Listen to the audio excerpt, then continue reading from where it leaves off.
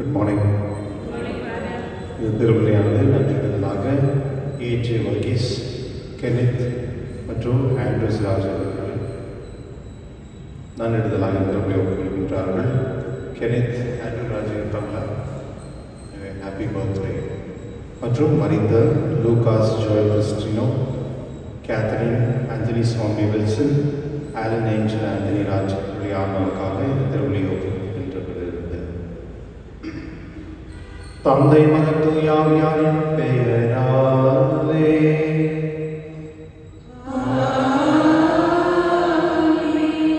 நம் ஆண்டவராகிய இயேசு கிறிஸ்துவின் அருளும் கடவுளின் அன்பும் தூய ஆவியாரின் அன்பும் உங்கள் அனைவரோடும் இருப்பதாக.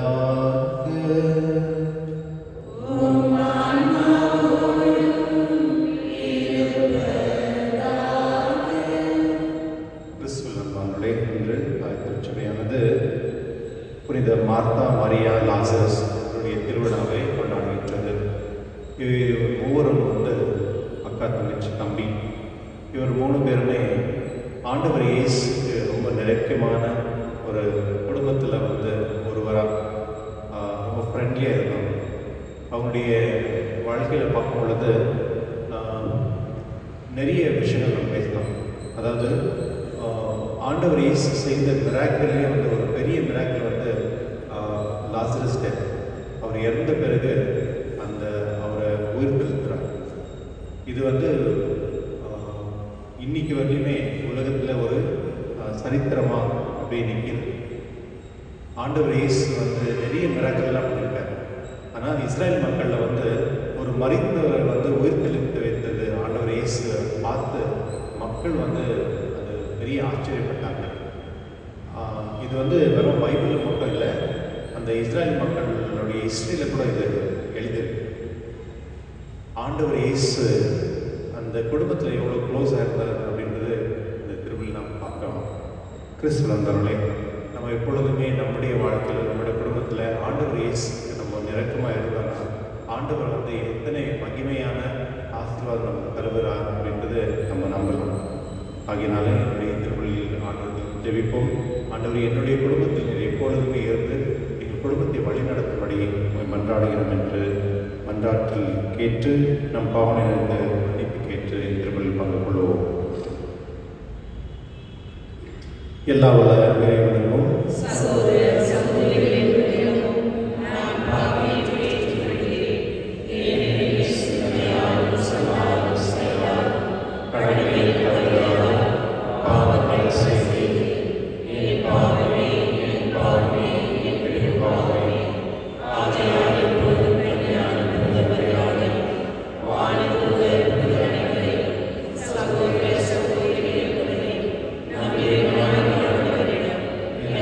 Amen.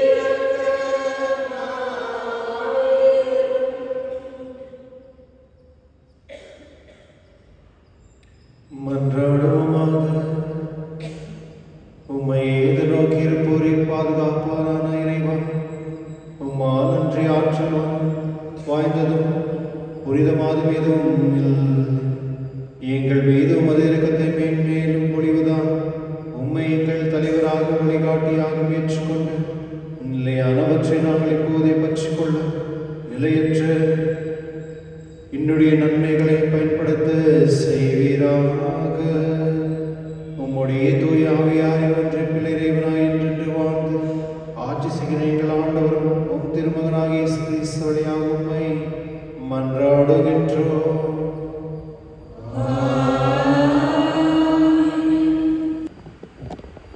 திருத்தூதர் யோவான் எழுதிய முதல் திருமுகத்திலிருந்து வாசகம். அன்பார்ந்தவர்களே, ஒருவர் மற்றவரிடம் அன்பு செலுத்துவோமாக. ஏனெனில் அன்பு கடவுளிடமிருந்து வருகின்றது. அன்பு செலுத்தும் அனைவரும் கடவுளிடமிருந்து பிறந்தவர்கள். அவர்கள் கடவுளை அறிந்துள்ளார்கள். அன்பில்லாதோர் கடவுளை அறிந்து கொள்ளவில்லை. ஏனெனில் கடவுள் அன்பாய் இருக்கின்றார். நாம் வாழ்வு பெறும் பொருட்டு கடவுள் தம் ஒரே மகனை உலகிற்கு அனுப்பினார். இதனால் கடவுள் நம் மீது வைத்த அன்பு வெளிப்பட்டது. நாம் கடவுள் மீது அன்பு கொண்டுள்ளோம் என்பதில் அல்ல, மாறாக அவர் நம் மீது அன்பு கொண்டு தம் மகனை நம் பாவங்களுக்கு கழுவாயாக அனுப்பினார் என்பதில் தான் அன்பின் தன்மை விளங்குகின்றது. அன்பார்ந்தவர்களே, கடவுள் இவ்வாறு நம் மீது அன்பு கொண்டார். ஏனென்றால் நாமும் ஒருவர் மற்றவர் மீது அன்பு கொள்ள கடமைப்பட்டிருக்கின்றோம். கடவுளை எவரும் என்றுமே கண்டதில்லை. நாம் ஒருவர் மற்றவரிடம் அன்பு கொண்டுள்ளோம் என்றால் கடவுள் நம்மோடு இணைந்திருப்பார். அவரது அன்பு நம்மிடம் நிறைவு பெறும். அவர் தமது ஆவியை நமக்கு அருளியதால் நாம் அவரோடு இணைந்திருக்கின்றோம் எனவும் அவர் நம்மிடம் இணைந்திருக்கின்றார் எனவும் அறிந்து கொள்கின்றோம். தந்தை தம் மகனை உலகிற்கு மீட்பராக அனுப்பினார் என்பதை நாங்களே கண்டறிந்தோம், சான்றும் பகர்கின்றோம். இயேசுவே இறைமகன் என ஏற்று அறிக்கையிடுபவரோடு கடவுள் இணைந்திருக்கின்றார். அவரும் கடவுளோடு இணைந்திருக்கின்றார். கடவுள் நம்மிடம் கொண்டுள்ள அன்பை அறிந்துள்ளோம், அதை நம்புகின்றோம். கடவுள் அன்பாய் இருக்கின்றார்.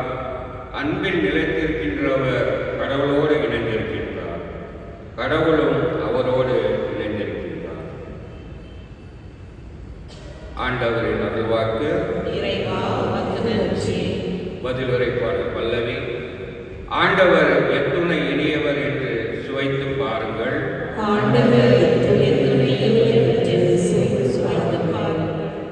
ஆண்டவரை நான் எக்காலமும் போற்றுவேன். அவரது புகழ் எப்பொழுதும் என் நாவில் ஒலிக்கும். நான் ஆண்டவரை பற்றி பெருமையாக பேசுவேன். எளியோர் இதை கேட்டு அக்களிப்பர்.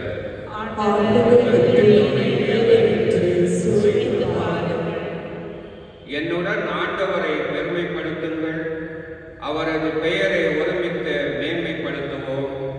துணை வேண்டி நான் ஆண்டவரை மன்றாடினேன். அவர் எனக்கு மறுமொழி பகர்ந்தார். எல்லா வகையான அச்சத்தினின்று அவர் என்னை விடுவித்தார்.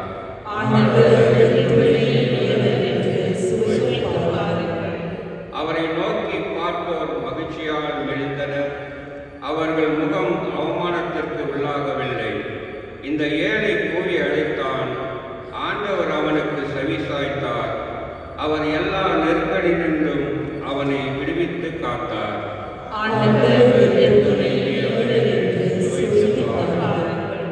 ஆண்டவருக்கு அஞ்சி வாழ்வோரை அவர் தம் தூதர் சூழ்ந்து நின்று காத்திடுவர்.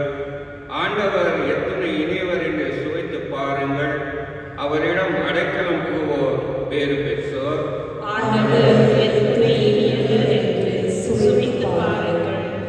ஆண்டவரின் தூயோரே, அவருக்கு அஞ்சுங்கள். அவருக்கு அஞ்சுவோருக்கு எக்குறையும் இராது. சிங்கக்குட்டிகள் உணவின்றி பட்டினி இருக்க நேரிட்டாலும் ஆண்டவரை நாடுவோருக்கு நன்மை ஏதும் குறையாது. ஆண்டவர் எத்துணை இனியவர் என்று சுவைத்து பாருங்கள். அனைவரும் எழுந்திருப்போம்.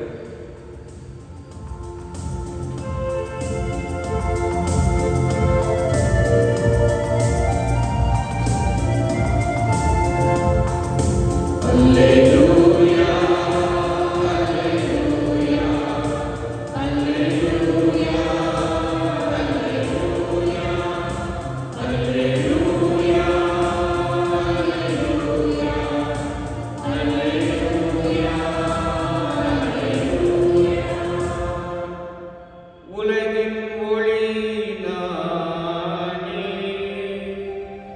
என்னை பின்தொடர்பவர் வாழ்வுக்கு வழிகாட்டும் ஒளி கொண்டிருப்பார் என்கின்றார் ஆண்டவர்.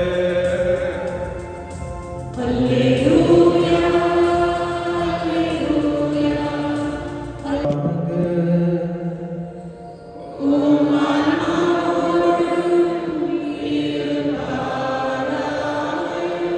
புனித யோவான் எழுதிய பரிசுத்த நற்செய்தியிலிருந்து வாசகம்.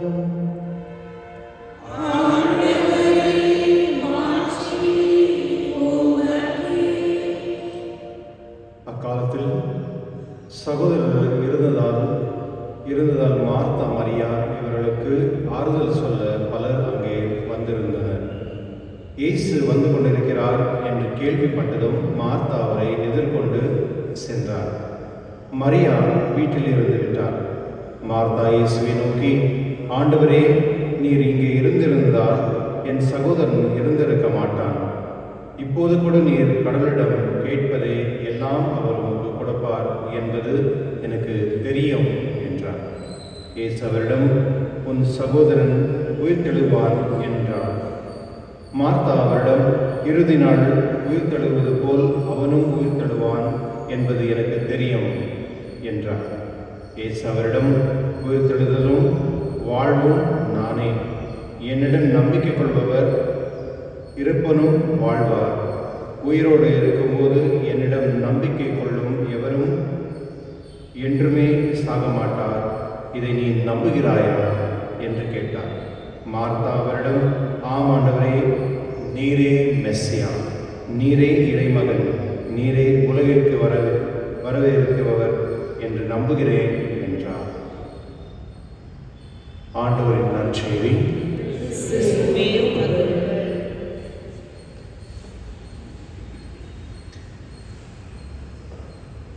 சில குடும்பங்களெல்லாம் நம்ம பார்க்கும் பொழுது ரொம்ப மகிழ்ச்சியாக இருக்கும். ஏன் அப்படின்னா அவங்களுடைய விசுவாசம் அந்த மாதிரி. எனக்கு நிறைய ஃப்ரெண்ட்ஸ் இருக்காங்க. அதில் 2-3 ஃப்ரெண்ட்ஸ் வந்து ஒரு முறை ரொம்ப க்ளோஸாக இருந்தோம். அவங்க வீட்டில் கொஞ்சம் பிரச்சனை இருந்தது. பிரச்சனை அப்படின்னா அட்மிட்டெல்லாம் ஆகிட்டு இருந்தாங்க வீட்டுக்காரு. அதனால் நான் அவங்க கேட்டேன், நான் ஏதாவது ஹெல்ப் எதாவது வேணுமா அப்படின்னு. அவங்க சொன்னாங்க, இல்லை வேணாம், ஹெல்ப் வேணாம், நாங்கள் பார்த்துக்குறோம், பட் இருந்தாலும் எங்களுக்கு ஜஸ்ட் ஜம்பிங்க போதும் அப்படின்னாங்க. ஆனால் நான் இருந்தாலும் அவங்க வீட்டுக்கு நான் போனேன், அவங்க எப்படி இருக்கிறாங்க பார்க்குறதுக்காக. போய் பார்க்கும் பொழுது பவனை பார்த்துட்டு இருந்து ஒரு பக்கம் ஃபுல்லாக ஸ்ட்ரோக் ஆகிட்டு இருந்தது. ஆனால் அந்த அம்மா பிள்ளைங்க போனது சின்ன பசங்க தான். அந்த அம்மாவே எல்லா வேலையும் பார்த்துட்டு அவரை பார்த்துக்கிறது இருந்து ப்ளஸ் அவங்க வேலைக்கு போகணும், பசங்களுக்கு கொண்டு போய் ஸ்கூலுக்கு கொண்டு போகணும், அந்த மாதிரி ஒரு நிறைய ஆக்டிவிட்டி பண்ணிருந்தாங்க.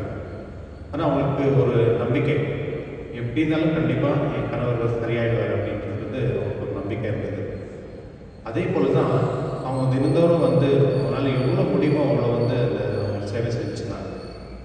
அவங்கள ஹாஸ்பிட்டலுக்கு கொண்டு போகிறது, மறுபடியும் வேலைக்கு போகிறது, பசங்களுக்கு வந்து சமையல் செய்கிறது ஒரு பெரிய சேலஞ்ச் தான். ஆனால் அவங்க வந்து எந்த ஒரு ஹெல்ப்பும் யார்கிட்டையும் கேட்கல. ஆனால் கடைசியில் ஒரு 3.5 மாதம் ஆகிட்டு பிறகு அவரை கரெக்டாக ஹாஸ்பிட்டலில் கொண்டு போய்ட்டு சரி பண்ணிட்டாங்க. அப்போது கொஞ்ச நாள் நல்லா ஆகிட்டு நான் கேட்டேன், எப்படி அவரையும் பார்த்துன்னு வேலையும் பண்ணின்னு பசங்களையும் பார்த்துன்னு சமையல் செஞ்சுன்னு எப்படி உங்களை அது ஒன்றும் இல்லை பார்த்தா கடவுள் நம்ம இருக்கிறாங்கல்ல அப்படியே சாதாரணமாக வச்சுக்கிறாங்க. கிறிஸ்துவனுடைய கடவுள் மேல் நம்பிக்கை இருப்பவர்கள் வந்து கடவுளுடைய எப்போதுமே க்ளோஸாக இருப்பாங்க, க்ளோஸ் ஃப்ரெண்டாக இருப்பாங்க. அது ரொம்ப மகிழ்ச்சியாக இருக்கும். அந்த மாதிரி குடும்பத்தை நம்ம பார்க்க முடியாது. இன்றைக்கி வந்து நற்செய்தியில் வந்து ரொம்ப அழகான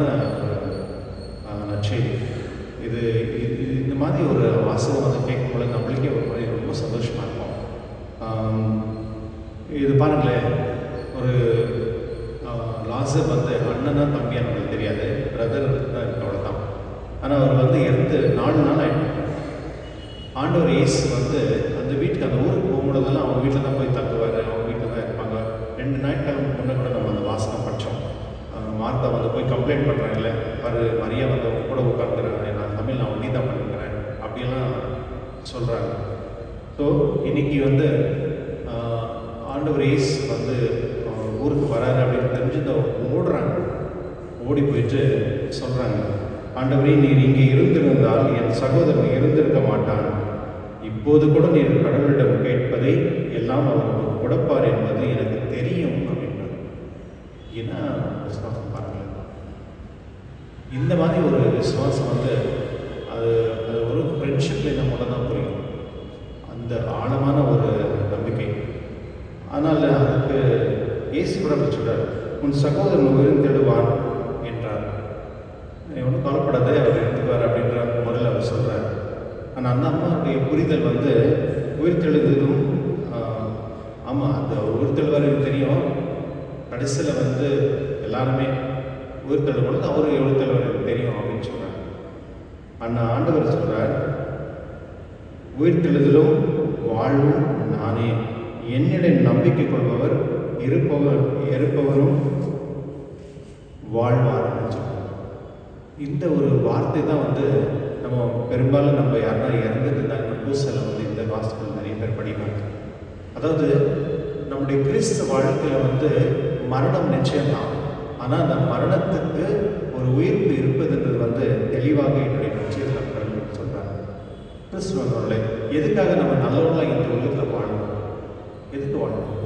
ஏன்னா நம்ம நல்லவர்களாக வாழறதுனால தான் நம்மளுக்கு வந்து மோட்சம்ன்றது ஒரு விண்ணக அரசுக்கு நம்மளுக்கு கிடைக்கிது. அதுக்காக தான் நம்மளுடைய இந்த வாழ்க்கையில் நம்ம நிறைய ஸ்ட்ரகிள் பண்ணுறோம், நிறைய பிரச்சனையில் இருந்தால் கூட நம்ம வந்து அதை ஏற்றுக்கொண்டு நம்ம வந்து வாழ்க்கை தொடங்குறோம். ஆண்டவர் இயேசு வந்து இப்படி சொல்கிறார், நானே உயிர்த்தெழுதும் வாழ்வும் நானே, என்னிடம் நம்பிக்கை கொள்பவர் இருந்தாலும் வாழ்வார். உயிரோடு இருக்கும் பொழுது என்னிடம் நம்பிக்கை கொள்ளும் எவரும் என்றுமே சாக மாட்டார். இதை நீ நம்புகிறாய் அப்படின்னு கேட்கிறார். அதாவது உயிர் வாழும் பொழுது ஆண்டவர் இயேசுவில் நம்பிக்கை வைக்கும் பொழுது அந்த மனிதன் எப்பொழுதுமே சாக மாட்டான் அப்படின்னு சொல்றார். சாக மாட்டான், என்றுமே சாக மாட்டான் அப்படின்னு சொல்றார். இது எவ்வளோ பெரிய ஒரு நம்மளுக்கு நம்பிக்கை கொண்டு வருது அப்படின்னா, அதாவது கிறிஸ்துவில் நம்பிக்கை வைத்த ஞானஸ்தானம் பெற்ற யாருமே சாக மாட்டாங்க. அவங்க எத்தனை பாவியாக இருந்தாலும் அவங்க சாக மாட்டாங்க. அதுதான் உண்மை. ஏன்னா அந்த பாவத்துக்கு வந்து கடவுள் வந்து மன்னிப்பு கொடுப்பார் மற்றும் கடவுள் ஏற்றுக்கொள்வார். அதுக்காக தான் இந்த சிலுவை, அதுக்காக தான் இந்த உலகத்தில் வந்து நம்ம நற்செய்தியை கொண்டு போய் மற்றவங்களுக்கு கொடுக்கணும். எது நற்செய்தினா, ஆண்டவர் இயேசு எனக்காகவும் நமக்காகவும் அவர் மரித்திருக்கிறார். அந்த மரணம் வந்து நம்ம உயிர் தெளிக்கப்படும். ப்ளஸ் நம்ம வந்து நம்ம மரித்தாலும் நமக்கு அந்த உயிர் வாழ்வு ஆண்டவர் கொடுப்பார் என்பது கிறிஸ்துவன் மரளை. இந்த வார்த்தையை சொன்ன பிறகு நீ இது நம்புகிறையா அப்படின்னு கேட்கும் பொழுது வார்த்தை சொல்ற, ஆமாண்டவரே, நீரே மெஸ்ஸியா, நீரே இறைமகன், நீரே உலகிற்கு வரவேற்கிறவர் அப்படின்னு அந்த வார்த்தை சொன்னாங்க. பைபிள் எங்கேயுமே இது பார்க்க மாட்டோம், ஒரே ஒரு இடத்துல மட்டும் தான் நான் பார்க்குறோம். நீரே மெஸ்ஸியான்னு சொல்லிட்டு யார் சொன்னது? ராயப்பர் தான் சொல்றார். ராயப்பர் வந்து அவர்கிட்ட ஆண்டவர் வந்து தனியாக இருக்கும் பொழுது மக்கள் என்ன சொல்லுகிறார்கள் சொல்லும் பொழுது, ஒன்று சொல்லும் பொழுது நீங்கள் என்ன சொல்லுகிறார்கள் சொல்லும் பொழுது ராயப்பர் இந்த வார்த்தை சொல், நீரே மெஸ்ஸியா அப்படின்னா வரவேண்டியவர் நீர் தான் உண்மையான கடவுள் அப்படின்ட்டு அவர்கள் ஏற்றுக்கொள்கிறார்.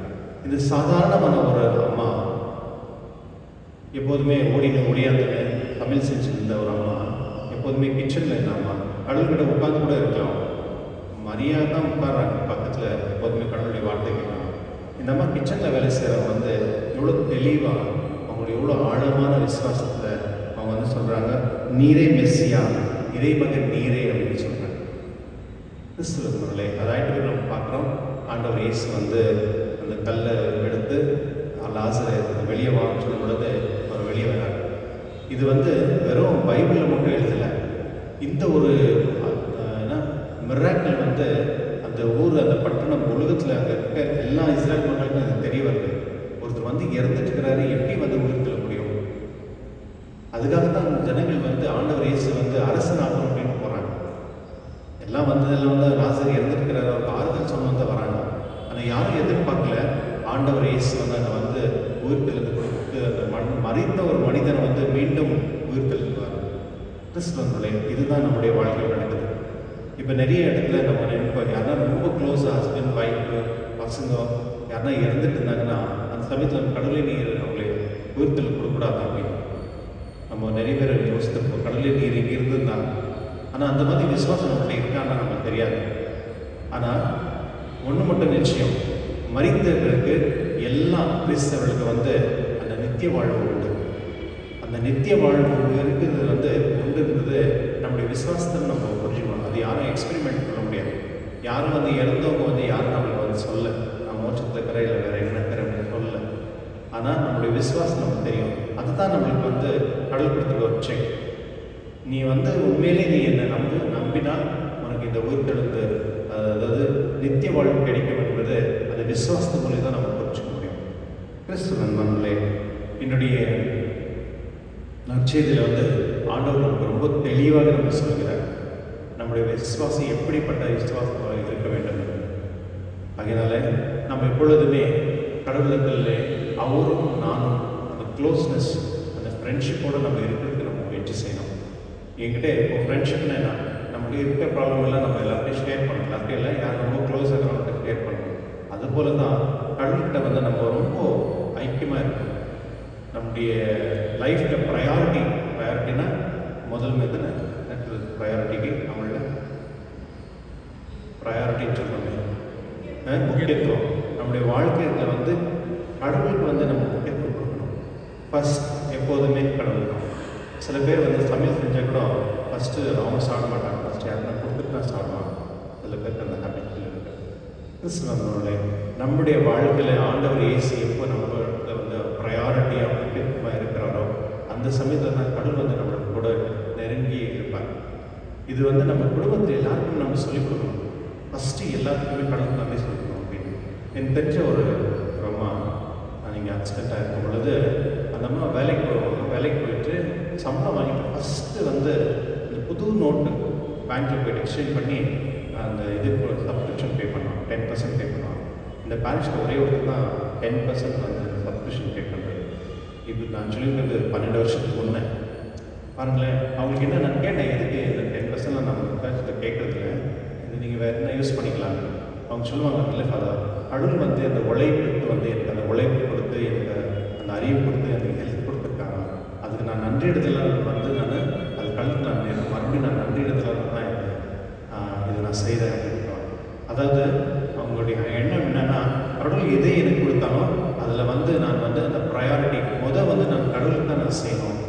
அந்த மாதிரி ஒரு சில பேர் இருக்காங்க. எப்போதுமே வந்து அவங்களுக்கு எந்த ஒரு விஷயம் வந்தாலும் அவங்க வந்து ஃபஸ்ட்டு வந்து கோயில் வந்து என்ன செய்வாங்கன்னா, அதாவது பணத்தை பற்றி பேசுறதில்லை, அதாவது அவங்களுடைய உணர்வு, அவங்களுடைய அன்பு, அவங்களுடைய விசுவாசம் மற்றும் அவங்க வந்து வச்சிருக்க நம்பிக்கை, கடவுள் மேலே வச்சிருக்க நம்பிக்கை.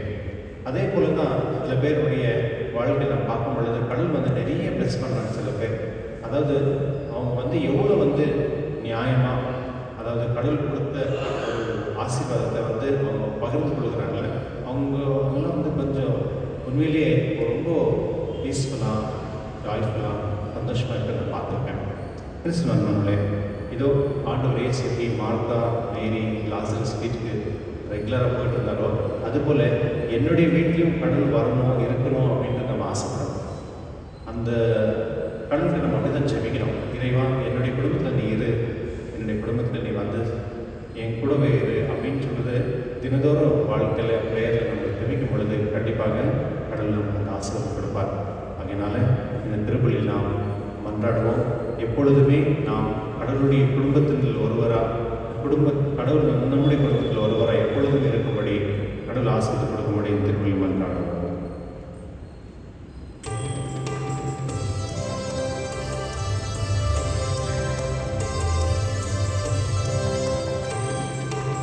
எல்லாம் தருகின்றேன், கண்டா என்னையும் தருகின்றேன். எல்லாம் தருகின்றே தந்தாய் என்னையும் தருகின்றே இயற்கை நீங்கள் மலர்கள் பறித்து தருவேன் உமக்கு காணிக்கை இயற்கை நீங்கள் மலர்கள் பறித்து தருவேன் உமக்கு காணிக்கை உழைப்பின் பயனாய் கிடைத்த பொருள் என்னோடு தருகின்றேன் என்னோடு தருகின்றேன் எல்லாம் தருகின்றேன் தந்தாய் என்னையும் தருகின்றேன்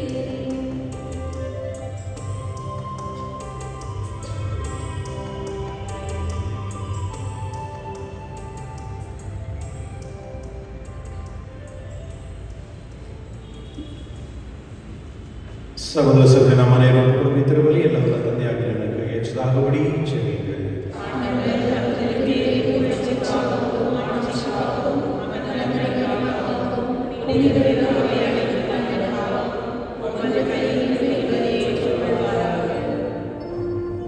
ஆண்டவரே, நீர் தாமே வாரி வழங்கிய கொடைகளிலிருந்து நாங்கள் கொண்டு வரும் இக்காணிகளை ஏற்றருளும்.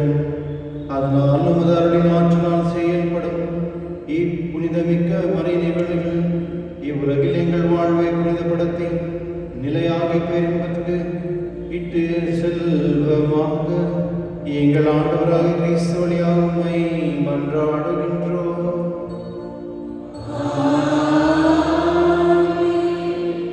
ஆண்டவர் உங்களோடு இருப்பாராக.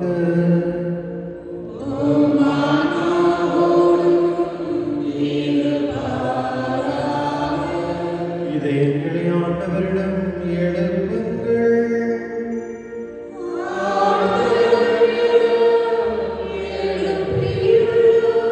நம் இறைவனாகிய ஆண்டவருக்கு நன்றி கூறுவோம்.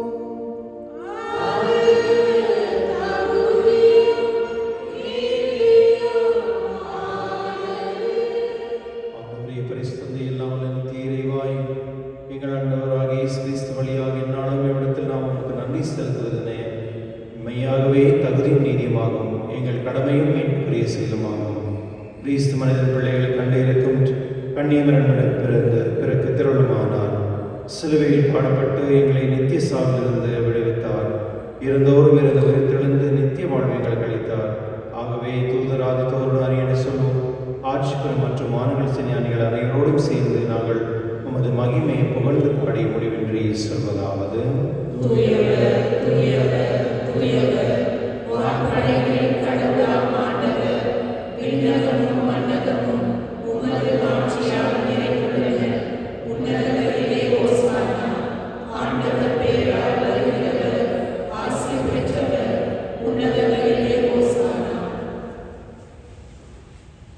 ஆண்டவரே, நிறுமையாகவே தூயவர் தூய்மனைத்துக்கும் ஊற்று.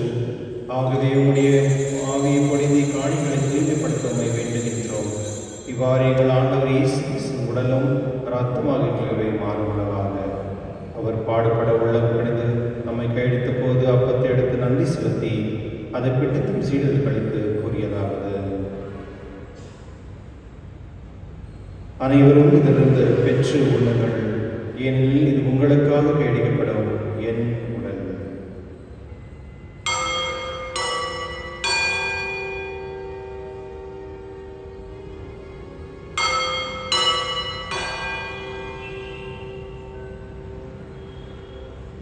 அவனுமே இரவிலிருந்து அருந்திய பின் கிண்ணத்தை எடுத்து மீண்டும் அவனுக்கு நன்றி கூறி தம் சீடர்களுக்கு அளித்தவர் கூறியதாவது: அனைவரும் இதிலிருந்து பெற்று பருங்கள், ஏனெனில் இது புதிய நிலையான உடன்படிக்கைக்கு உரிய என் இரத்தத்தின் கண்ணம். இது பாவ மன்னிப்புக்கென்று உங்களுக்காகவும் பலருக்காகவும் சிந்தப்படும். இதை நினைவாக செய்யுங்கள்.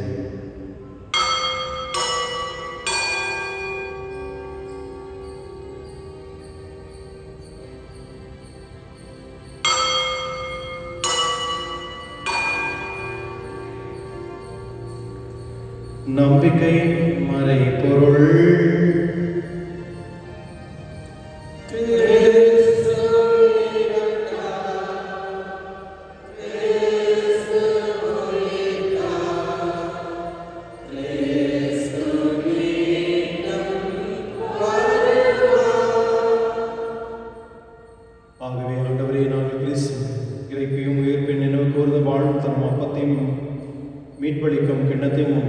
நிற்கின்றோம். உம் திருமண் என்று உமக்கு ஊழியம் புரிய தகுந்துள்ள எங்களை ஏற்றுக்கொண்டீர். எனவே உமக்கு நன்றி செலுத்துகின்றோம். மேலும் கிறிஸ்துவின் உடலிலும் இரத்தத்திலும் பங்கு கொள்ளும் எங்களை தூய ஆவியோர் ஒன்று சேர்க்க வேண்டும் என நம்மை தாழ்மையுடன் கொண்டாடுகின்றோம். ஆண்டவரே, உலகெங்கும் பரவிருக்கும் போது திரு அவையை நினைவு கூர்ந்தள்ளும். எங்கள் திருத்தந்தை லியோ, எங்கள் ஆயர் பீட்டர், எல்லா திருநராகிய அனைவரோடும் உங்கள் திரு அவையில் அன்பில் நிறைவு பெற செய்துள்ளோம். மேலும் உயிர்த்தலும் எதிர்நோக்குடன் தூயில் கொள்ளும் எங்கள் சகோதர சகோதரியும் இறந்தோர் அனைவரும் இரக்கத்துடன் நினைவு கூர்ந்தருளும். உமது திருமுக மொழியில் ஏற்றிடம் எங்கள் அனைவரையும் மிகவும் இரக்கமாயிரம். கடவுளின் கன்னித்தாயான புனித மரியா, அவருடைய கணவரான புனித யோசேப்பு, புனித திருத்தூதர்களை உலகில் உகந்தவராக இருந்தவராகிய புனித அனைவரோடும் மார்த்தா, மேரி, லாசரஸ் நாங்கள் நிலை வாழ்வில் பங்கு கொள்ளும் தகுதி பெற்று உம் திருமகன் இயேசு கிறிஸ்து வழியாக உம்மை புகழ்ந்தேத்தும் வரமருள உம்மை மன்றாடுகின்றோம். இவர் வழியாக இவரோடு இவரில் எல்லாம் இறைவனாகிய தந்தையே, தூய ஆவியாரின் ஒன்றிப்பில் எல்லா புகழும் ஆட்சியும் என்றென்றும் உமக்கு உரியதே.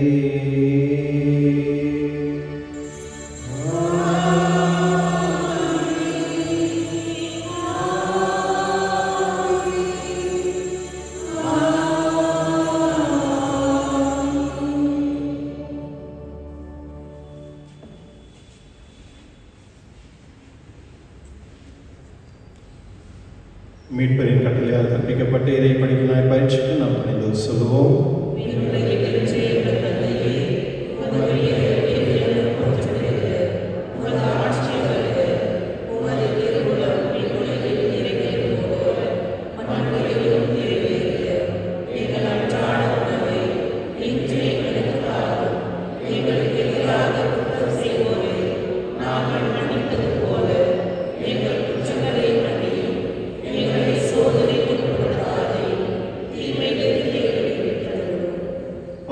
தீமரத்திலிருந்து எங்களை விடுவித்து எங்கள் வாழ்நாளில் அமைதி கனியுடன் நம்மை மன்றாடுகின்றோம். உமது இரக்கத்தின் உதவியால் நாங்கள் பாவத்திலிருந்து எப்பொழுதும் விடுதலை பெற்று யாதொரு கலக்கமின்றி நலமாயிருப்போமாக. நாங்கள் எதிர்நோக்கி இருக்கும் பேருமுகத்திற்காகவும் என் மீட்பராக இயேசு கிறிஸ்து வருகைக்காகவும் காத்திருக்கின்றோம். ஆண்டவர் இயேசு கிறிஸ்துவே, அமைதியை உங்களுக்கு விட்டு செல்கிறேன், என் அமைதியை உங்களுக்கு அளிக்கின்றேன் என்று உம் திருத்தூதருக்கு மொழிந்தீரே. எங்கள் பாவங்களை பாராமல் உமது திரு அவை நான் நம்பிக்கை நோக்கி உமது திருவுளத்திற்கு ஏற்ப அதற்கு அமைதியும் ஒற்றுமையும் அளித்தருவீராக. என்றென்று வாழ்ந்து ஆட்சி செய்தவர் நீரே. ஆண்டவருடைய அமைதி உங்களோடும் என்றும் இருப்பதாக. ஒருவருக்கொருவர் அமைதியை பகிர்ந்து கொள்வோம்.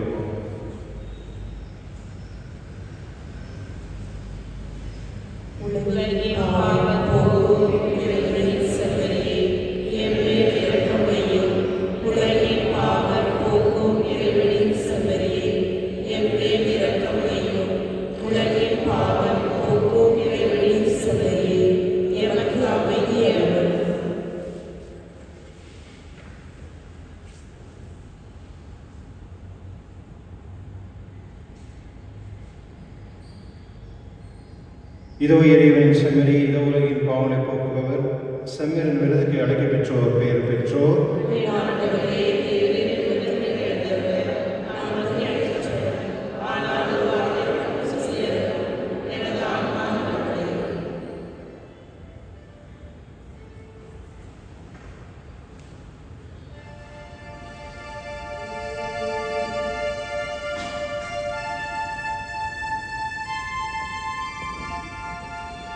மாறாத தெய்வம்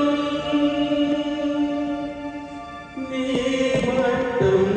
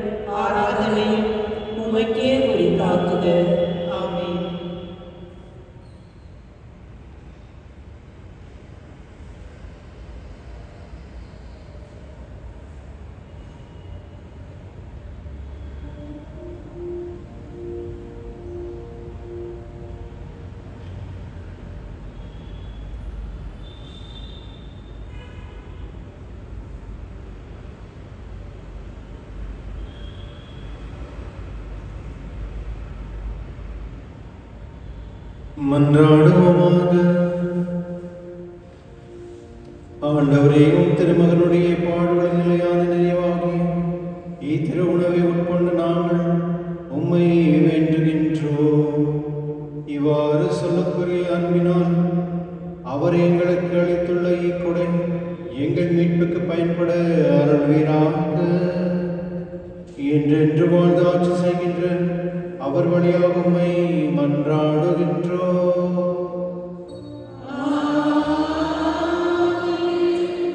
ஆண்டவர் உங்களோடு இருப்பாராக.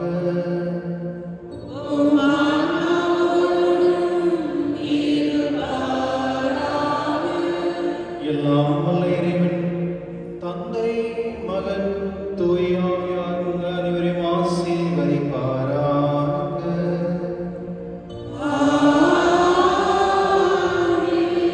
சென்று வாருங்கள், திருபலி நிறைவேறி